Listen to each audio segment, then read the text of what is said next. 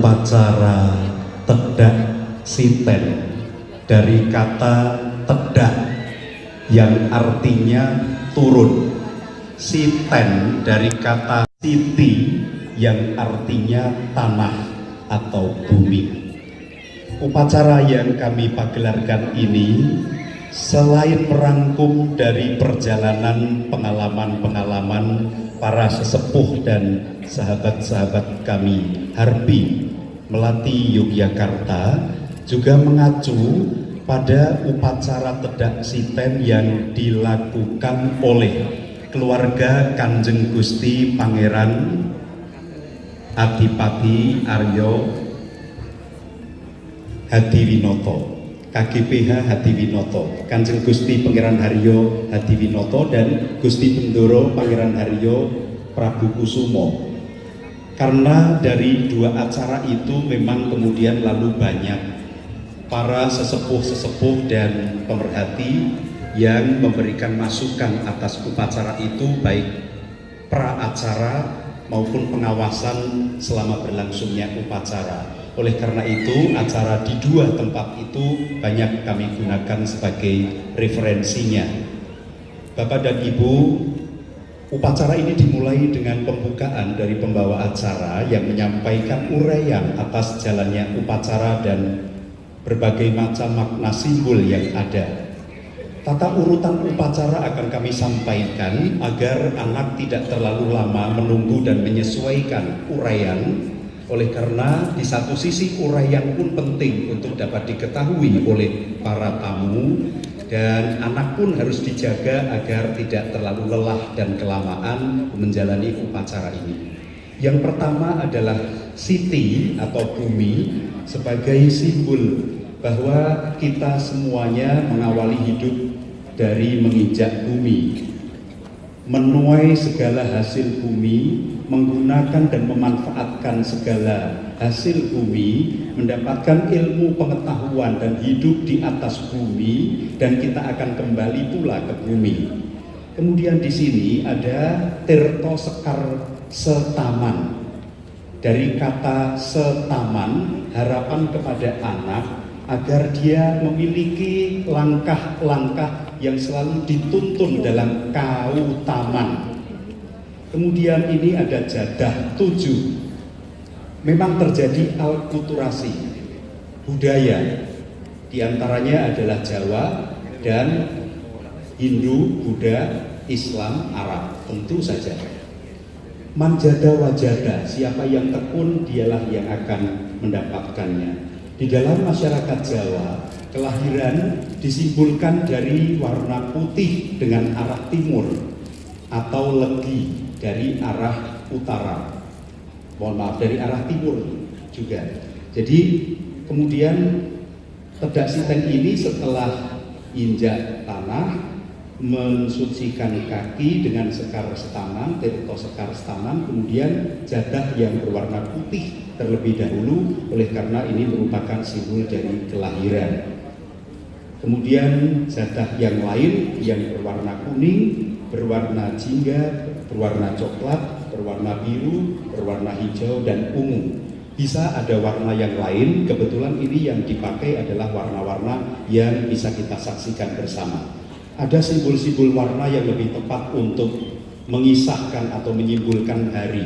Tetapi dalam hal ini pembawa acara kemudian harus tanggap bahwa yang disediakan di sini adalah sikap-sikap dan perilaku-perilaku dalam simbol-simbol. Warna putih misalnya merupakan simbol kesucian, kebersihan, ketulusan, cinta, kasih sayang, keikhlasan. Simbolnya putih. Kemudian kuning merupakan simbol kemuliaan, cita-cita, hakikat. Kemudian warna merah jambu merupakan simbol kelembutan hati, cinta, dan kasih sayang. Warna coklat merupakan simbol dari keteguhan. Warna biru merupakan simbol dari keluhuran dan keluasan, langit dan samudera. Warna hijau merupakan simbol harapan, simbol kesuburan. Sedangkan warna ungu adalah merupakan warna kawicaksanan atau warna ketuhanan. Ini yang disiapkan. Kemudian ada tebu yang dirangkai menjadi tangga. Tebu yang digunakan disebut dengan tebu Arjuno. Arjuno adalah satrio panengai Pandowo. Pandowo ada 5, Puntadewa, Werkudara, Arjuno, Nangkula, Sadewa. Arjuno adalah satrio panengai Pandowo. Dia dikenal sebagai satrio lelananging jagat yang memiliki 3 sikap: lati, ati, pakarti, ulat, ulah, dan ilat yang dituntun dalam kautaman. Jumlah tangganya ada 7 sebagai simbol dari bilangan Jawa yang memiliki banyak makna filosofi yang sangat luar biasa. Masyarakat Jawa senang dengan angka 7. Misalnya ada makna pituduh, pitutur, pitulungan, pituas, pitulus, piturun, dan pitukon, dan lain sebagainya. Nanti kami akan sampaikan. Pituduh misalnya sebagai lambang petunjuk, kemudian pituas yang bermakna manfaat, pitukon yang artinya lelabuan. Tidak ada pintar tanpa belajar, tidak ada kemuliaan tanpa kerja keras, itu pitukon. Pitulus yang artinya keikhlasan. Siapa yang akan menuju ke puncak tangga? Dia adalah orang yang harus memiliki keikhlasan hati. Sepi ing pamrih, rame ing gawe, maka dia akan tulus sampai ke puncak. Pitulungan tentu saja pertolongan dari Tuhan Yang Maha Kuasa, pertolongan dari sahabat-sahabat kita dan keluarga kita. Ini merupakan simbol dari langkah-langkah yang harus dicapai anak supaya dia sampai ke puncak tangga, dan hingga akhirnya nanti akan ada upacara junjungan oleh ayahanda. Kita bisa melihat betapa filosofi Jawa, Ibu Pertiwi Bopo Angkoso, ini satu istilah Jawa yang tidak bisa terpisahkan untuk mengingat bahwa orang tua kita adalah orang yang demikian sangat bermakna dan sangat kita hormati. Bumi Pertiwi Bopo Angkoso. Kemudian ini adalah dampar yang juga terbuat dari tebu Arjuno. Ini ada teken dengan ingkung dan gedang rojo. Ingkung sebagai perlambang manekung, gedang rojo gegadangan muga tansah manggiyo raharjo. Artinya semoga anak ini selalu mendapatkan keselamatan. Kemudian setelah duduk di dampar, yang artinya bahwa anak tercapai cita-citanya kelak, seperti harapan orang tuanya, anak memiliki kedudukan, memiliki kalenggahan, memiliki pangkat derajat. Tidak bisa dipungkiri di dalam hati setiap orang tua pasti punya harapan dan keinginan, cita-cita agar anaknya memiliki kedudukan di dalam masyarakat. Kemudian anak dibimbing lagi untuk turun tangga. Berani naik juga berani turun. Naik dan turun dua-duanya mempunyai tingkat kesulitan yang sama, yang akan menguji anak. Kemudian anak akan diajak untuk menuju ke tempat mainan. Ke tempat mainan di sini nanti akan ada berbagai macam mainan, kemudian masuk ke dalam kurungan. Memang kurungan, kemudian di dalamnya ada mainan, anak dimasukkan. Tetapi dalam praktek kita kemudian supaya anak tidak rewel, anak dibiarkan dulu bermain-main, menyesuaikan diri dengan permainannya, baru kemudian kurungannya ditaruh. Karena kalau langsung dimasukkan kurungan, kadang-kadang anak terkejut, stres, dan malah nangis. Itu cara, hanya teknis saja. Ini yang menakjubkan. Di Candi Borobudur yang terpahat 750 tahun, pada tahun 750 maksud saya.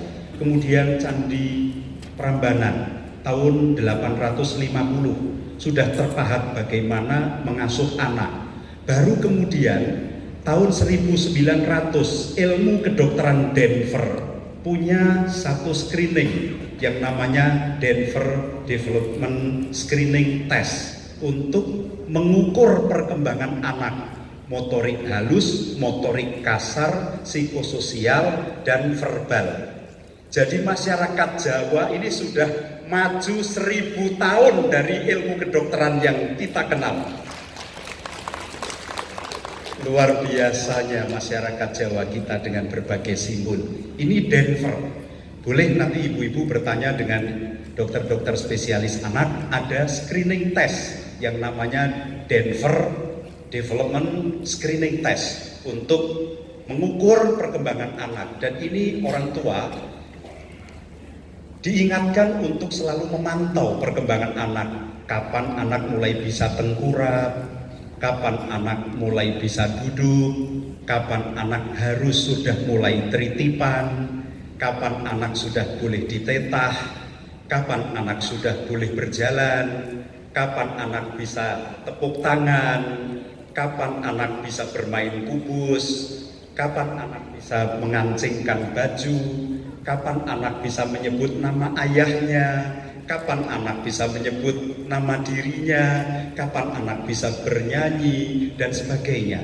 Itu Denver dan Jawa sudah 1000 tahun yang lalu memiliki perasatnya.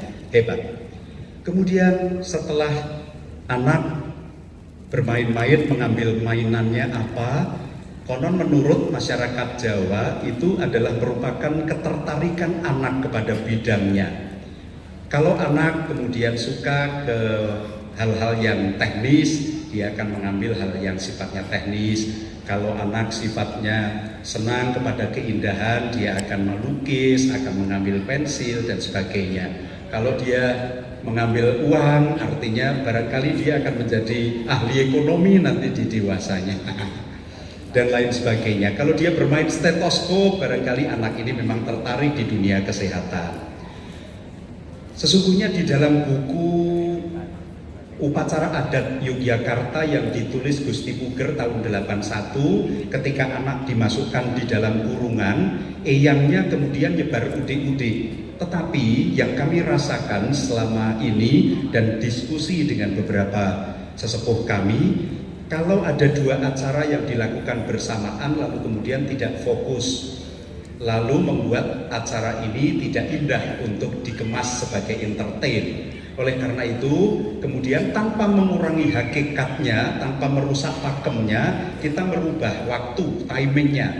Nyebar udik-udik akan kita lakukan ketika anak dibusanani setelah disirami. Anak disirami dengan pengaron. Untuk acara tedak sitan yang digunakan adalah pengaron sebagai simbol karepe wong sak keloron, lahirnya anak, adanya anak. Ini karepe wong sak keloron, bapak dan ibu keduanya yang selalu menjaga, mendidik, mengasuh dan sebagainya. Lalu karon, perso ibu-ibu karon ya, karon dari beras, kemudian dikaru. Dikaru itu masih ngeletis, belum jadi sekul, belum wungkul. Jadi anak ini memang masih harus diolah lagi untuk menjadi sekul. Ini makanya yang digunakan adalah pengaron sebagai lambang dia masih dalam dijeletri. Kemudian setelah anak dimandikan, cukup oleh ibunya, oleh eyang dari ayah, eyang putri dari ayah, dan eyang putri dari ibu. Kalau memang anaknya bandel, tidak rewel, boleh ditambah dengan sesepuh lain hingga jumlahnya ganjil. Demikian untuk upacara siraman. Kemudian anak dibusanani. Selama anak dibusanani, eyang putri keduanya bisa nyebar udik-udik. Kemudian setelah anak dibusanani, baru kemudian diberi teken tebu untuk geretan.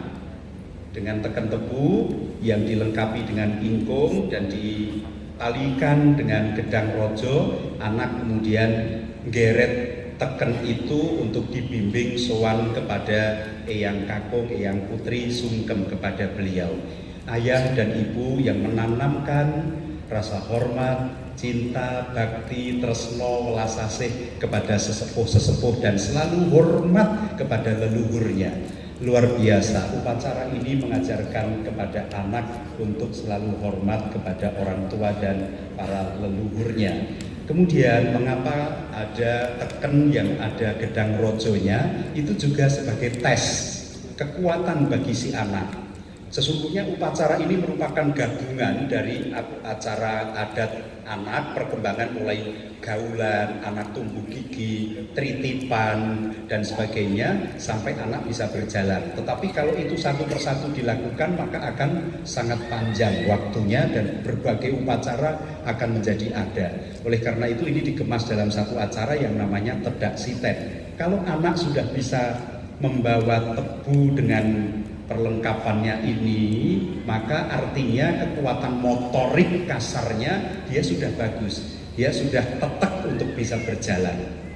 Demikian sesungguhnya masyarakat Jawa mempunyai alat untuk ngetes anak ini sudah punya kekuatan yang cukup atau belum dalam kekuatan motorik kasarnya. Demikian Bapak dan Ibu, diakhiri kemudian berbagi dengan dolanan anak. Ada dolanan anak di sana. Ini dolanan-dolanan yang membuat anak menjadi kreatif. Tidak seperti sekarang anak-anak kita bermain dengan gadget, telepon seluler, hidup dalam dunianya sendiri, lupa kepada kiri kanan, dipanggil ayah ibunya juga tidak mungkin menjawab tapi sambil tidak melihat kepada siapa yang memanggilnya dan sebagainya. Saya kira ini harus kita benahi sebagai bangsa berbudaya yang menghargai orang tua dan sebagainya. Monggo itu saya kira ada kebijaksanaan. Di sini adalah mainan-mainan yang punya nilai-nilai sosial yang mengajarkan kebersamaan. Ada mainan-mainan dan sebagainya. Ini ada endok abang sebagai perlambang bahwa memang kita dititahkan untuk lahir, jodoh, dan mati. Endok atau telur atau tigan dari kata tigo, lahir, jodoh, dan kematian adalah rahasia ilahi. Ini digunakan oleh keraton Yogyakarta maupun Surakarta dalam acara-acara grebek, upacara-upacara besar, diangkat oleh Ibu Hajah Tinur Rifki dalam upacara adat, dan kini menjadi upacara adat yang digunakan oleh masyarakat umum. Demikian rangkaian upacara tedak siten, dan selengkapnya kita ikuti upacara tedak siten.